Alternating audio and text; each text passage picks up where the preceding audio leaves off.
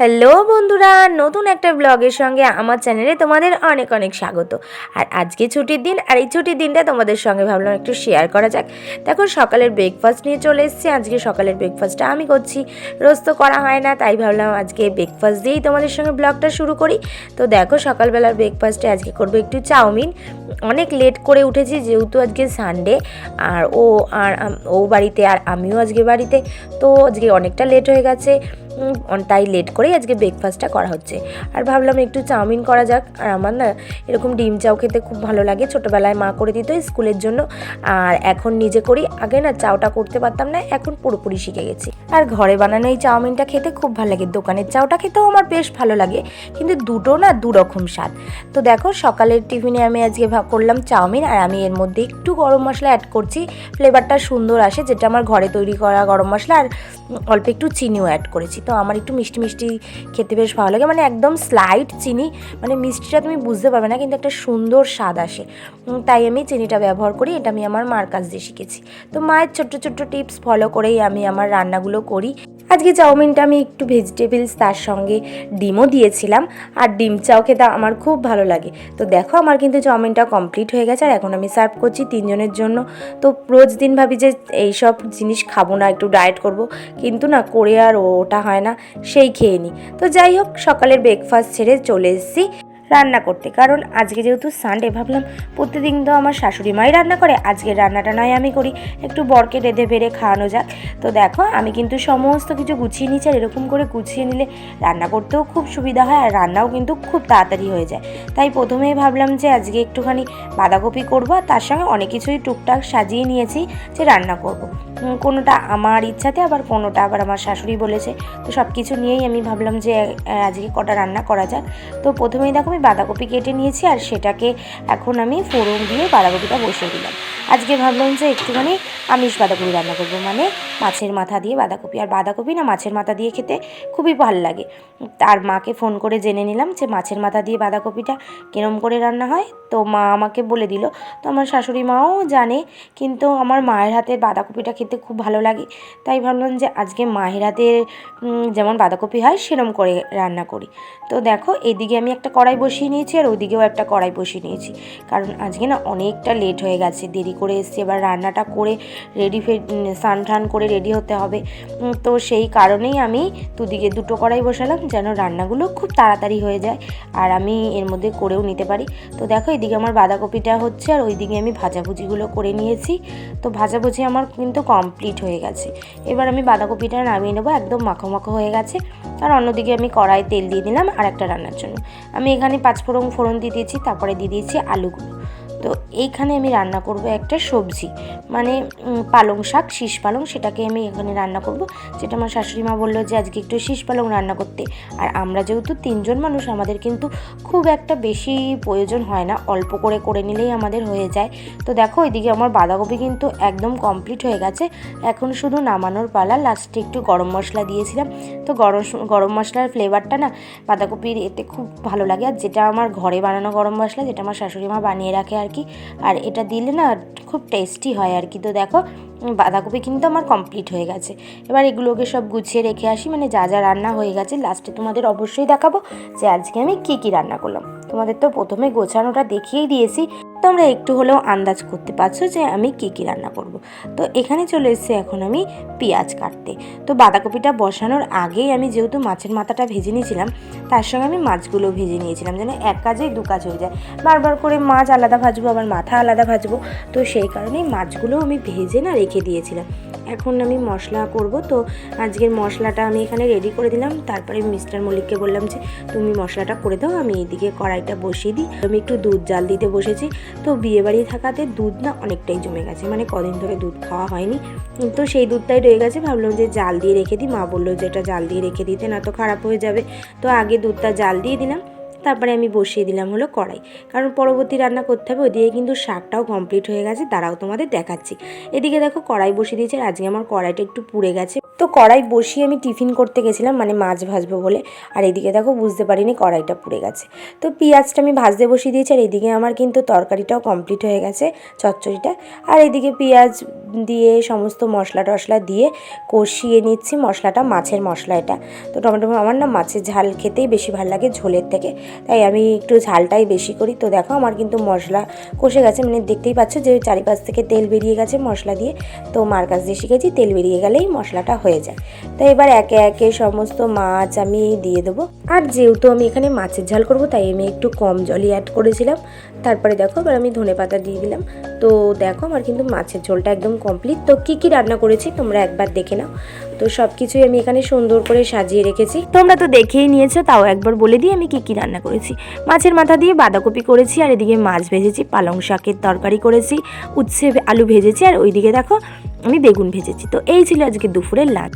তো এখন ভাবছো যে আমরা কোথায় যাচ্ছি, এটা কিন্তু বিকেলবেলা। তো দুপুরে খেয়েই আমরা ঘুমিয়ে পড়েছিলাম, আর ঘুম থেকে উঠেই চলে এসেছে, যেহেতু ছুটির দিন, দুজন মিলে একটু ঘুরতে যেতে। ও বললো রেডি হতে, আর আমিও রেডি হয়ে নিলাম, আর চলে আসলাম হলো আমাদের এখানে রিষড়ার একটা গঙ্গার পাড়ে। তো অনেকদিন পর আসলাম এখানে, তো আমাকে বললো যে চলো আজকে তোমাকে একটু ঘুরিয়ে নিয়ে যাই। তো প্রথমে ভেবেছিলাম আমাদের এখানে অবনীন্দ্রনাথ ঠাকুরের বাগান বাড়িতে আজকে যাব, কিন্তু ওটা কিন্তু 5টার মধ্যে বন্ধ হয়ে যায়, তাই ঘুমিয়ে পড়াতে আর যাওয়া হলো না। তাই ভাবলাম যে একটু গঙ্গার পাড়েই আসি। আর গঙ্গার পাড়টা এমন একটা জায়গা সব সময় ভালো লাগে, শীতকাল বলো আর গরমকাল বলো, আর আমার তো খুবই পছন্দের একটা জায়গা।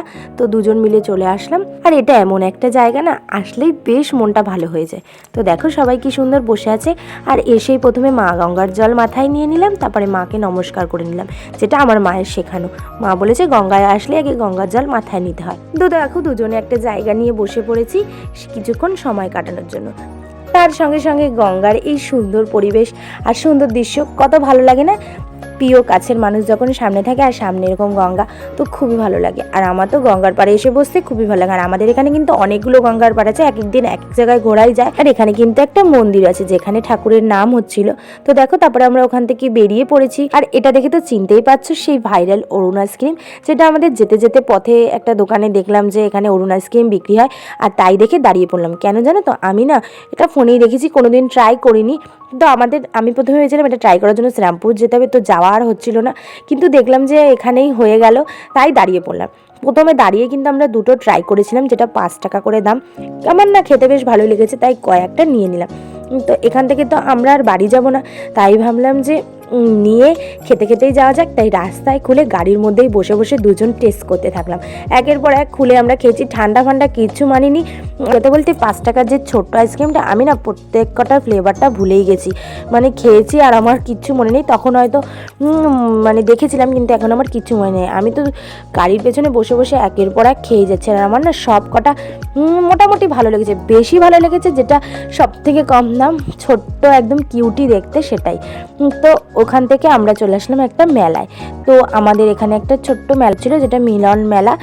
তো বললো চলো তোমাকে একটু মেলায় ঘুরিয়ে আনি। আর আমার না মেলায় ঘুরতে খুব ভালো লাগে, কারণ এখানে অনেক জিনিস দেখা যায় আর সুন্দর সুন্দর জিনিস কেনাও যায়। তো দেখো বাচ্চারা কি সুন্দর মজা করছে। ছোটোবেলায় আমিও এরকম আসলেই আগে মিকি মাউস চড়তে পছন্দ করতাম, আর এইটা তো এখন নতুন উঠেছে, আমাদের সময় ছিল না। এখন প্রত্যেকটা মেলায় দেখি যে এই জিনিসটা আসে আর কি, মানে এই বাচ্চাদের খেলার জিনিসটা আর কি, জাম্পিং এর, এটাকে কী বলে আমি ঠিক বলতে পারবো না। তো দেখো কত দোকান বসেছে, আমি তো ভাবতেই পারিনি যে এত বড় মেলা বসেছে। আমার স্টুডেন্টের কাছ থেকে আমি শুনেছিলাম যে এখানে একটা মেলা বসেছে, কিন্তু এত বড় যে মেলা বসেছে সেটা আমি সত্যিই ভাবতে পারিনি। আর মেলায় আসলে আমার সব থেকে কিসের উপর চোখ পড়ে জানো তো, এই সব কানেরগুলোর, মানে অক্সিডাইজারের কানের, আর বড় বড় যেসব কানের বিক্রি হয় সেই সব। আর এইখানে তো একটা সফটওয়্যার মানে এরকম সব বসেছিল, আর আমার এইখান দিতে চোখ সরানোই মানে পাচ্ছিলাম না, মনে হচ্ছে যে সব কটা নিয়ে নিয়ে, আর সব কটা একদম গুলুমুলু দেখতে ছিল। আর আমার সবটাই খুব পছন্দের একটা মানে জিনিস। আর তারপরে আমরা চলে আসলাম এই কাপের দোকানে, আর এখানে না অনেক সুন্দর সুন্দর কাপ ছিল, তাই আমিও দাঁড়িয়ে পড়লাম যে কয়েকটা কাপ কেনার জন্য। তো গ্রিন টি খাওয়ার জন্য আমি এই কাপগুলো চয়েস করেছিলাম। তো অনেকদিনই ভাবছিলাম যে কিনবো, তাই ভাবলাম আজকে নিয়ে নেওয়া যাক। আর তার সঙ্গে আরও কিছু কাপ নিয়েছিলাম আর কি। এখানের কাপগুলো না খুব সুন্দর ছিল, আমার বেশ ভালো লেগেছে, তাই কয়েকটা কাপ নিয়ে নিলাম। তো কাপ নিয়ে নেওয়ার পর আমরা আবার কিছুটা মেলাটা ঘুরে দেখতে শুরু করলাম। তো মেলাটা না অনেক বড় ছিল, মানে শেষই হচ্ছিল না, এই মাথা থেকে ওই মাথা। আর সমস্ত রকম স্টল বসেছিল, জামা কাপড় জুতো, আর দোকান যেগুলো মেলায় থাকে সেগুলো তো আছেই। মানে মিলন মেলা, সত্যি মিলন মেলা, প্রচুর লোকজন ভর্তি ছিল, একদম ছিল। আর তার সঙ্গে তো খাবার দাবারের স্টল একদম ভর্তি, চপ কাটলেট মোমো, মানে কি নেই। আসলে একদম মন ভরে যাবে। তো যাই হোক, তারপরে আমরা এই লোকনাথ বাবার মন্দিরে একটু দাঁড়ালাম। এখানে পাশে একটা নতুন মন্দিরও হয়েছে দেখলাম, তো সেখানে দাঁড়িয়ে ঠাকুরকে নমস্কার করে এখানে একটা ডেকোরেশন করা ছিল ছোট্ট জায়গা, যেটা এখন মোটামুটি বিয়েবাড়ি বলো আর সব জায়গাতেই থাকে আর কি। তো সেখানে দাঁড়িয়ে কিছু ফটো তুলে নিয়েছি আমরা, আর তারপরে চলে আসলাম এই ঘুগনি স্টলে। তো মেলার ঘুগনি খেতে আমার আগাগোড়াই ভালো লাগে, তাই ভাবলাম যে দাঁড়িয়ে পড়ি ঘুগনি খাওয়ার জন্য। আজকের লাঞ্চটা না আমাদের অনেকটা দেরিতে হয়েছিল, তাই না কিছুই খেতে ইচ্ছা করছিল না। তাও মেলায় এসছি কিছু খাবো না, তাই ভাবলাম যে একটু ঘুগনি খাওয়া যাক, তাই আমরা এক প্লেটই অর্ডার করেছিলাম। তো দেখো দুজন মিলে এখন দাঁড়িয়ে পড়েছি ঘুগনি খাওয়ার জন্য। আর আমার হাতে যেহেতু ফোন ছিল, আমি বললাম তুমি আমাকে একটু খাইয়ে দাও, আর ও আমাকে বাড়িতেও এরকম খাইয়ে দেয়। দেখলাম এখানেও খাই দিল। প্রথমে ভাবলাম যে ও খাওয়াবে না, মানে ও একটু লাজুক আছে আর কি। তো দেখো তারপরে আমরা চলে এসেছি ফুচকা খেতে। আমরা যেখান থেকে ফুচকা খাই সেখানে ফুচকার গাড়ি আজকে দাঁড়ায়নি, মানে মেলায় আমরা ফুচকা খাইনি। বেরিয়ে এসে একটা অন্য জায়গা থেকে এখান থেকেই আমরা ফুচকাটা খেলাম আর কি। আর এখানে ফুচকাটাই প্রথমবার আমি ট্রাই করলাম, মানে আমাদের ওখানে যে বাজার আছে সেই বাজারে ইনি বসে। তো ভাবলাম যে ফুচকা খেয়েই বাড়ি যাব, মানে আমার রবিবার বেরিয়েছি আর ফুচকা খাবো না, মানে ছুটির দিন হলে বেরালে আমি না ফুচকাটাই বেশি খাই। তো দেখো ফুচকাটা খেয়ে আমরা এখানে চলে এসেছি এবার মায়ের জন্য একটু চপ নিতে, কারণ আমরা দুজন খেলাম আর মা না ফুচকা টুচকা অত খায় না, তাই ভাবলাম একটু চপ নিয়ে যাওয়া যাক, মা মুড়ি দিয়ে খেয়ে নেবে। তাই মায়ের জন্য নিয়ে নিলাম হলো চপ। আর আমার কিন্তু চপের থেকে বেগুনিটা বেশি পছন্দের। আমি প্রথমে ওকে বলেছিলাম বেগুনি নিতে, কিন্তু ও বলে যে না চপটাই নাও, মা পছন্দ করবে। আর যেহেতু এটা মায়ের জন্য নেওয়া হলো, তাই মায়ের পছন্দের চপটাই আমরা নিলাম। আর এখানে না আমরা যতক্ষণ দাঁড়িয়েছিলাম এই গরুটা না আমাদের মানে আশেপাশে ঘুরছিল। এবার উনি গরুটা অসুস্থ কিনা আমরা জানি না, কিন্তু এরকম করে ঘুরছিল আর কি। বাজারের অনেকেই ওকে খেতে দিয়েছে আর ও খেয়েছেও, তো সেটা দেখেই বেশ শান্তি লাগলো। তো আমরা চলে এসেছি আমাদের পক্ষীরাজকে নিতে। তো দুজন পক্ষীরাজে বসে এখন বাড়ির দিকে রওনা দেবো। তো আজকে সারাদিনের ব্লগটা তোমাদের কেমন লাগলো আমাদের কিন্তু কমেন্টে জানাতে ভুলো না। আর ভালো লাগলে লাইক করে চ্যানেলটা সাবস্ক্রাইব করে দিও। তো টাটা বন্ধুরা।